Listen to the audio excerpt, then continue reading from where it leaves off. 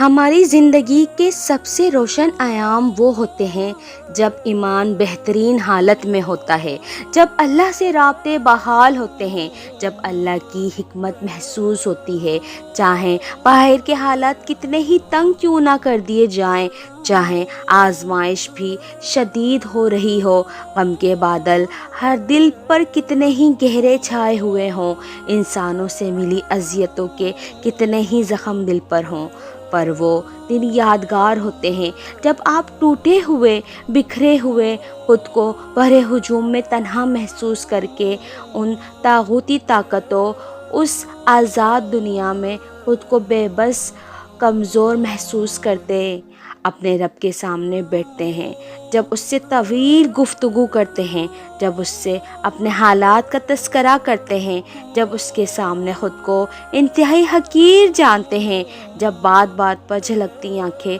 اس کی طرف اٹھاتے ہیں، دل کو اس کی طرف متوجہ کرتے ہیں، اس کے سننے، اس کے دیکھنے، اس کے دھارس دینے کو محسوس کرتے ہیں، قرآن میں اس کی واضح تسلیاں پڑھ کر مسکراتے ہیں۔ زندگی کے سب سے روشن دن ہوتے ہیں جب بظاہر زندگی میں اندھیروں پر اندھیرے ہوتے ہیں، پر آپ کا دل نور السماوات والارض کی طرف پوری طرح متوجہ ہوتا ہے۔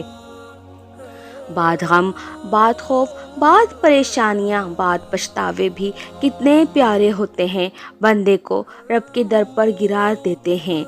بندے کو اس کی حیثیت دکھا جاتے ہیں، بندے کو اس کے رب سے ملا جاتے ہیں۔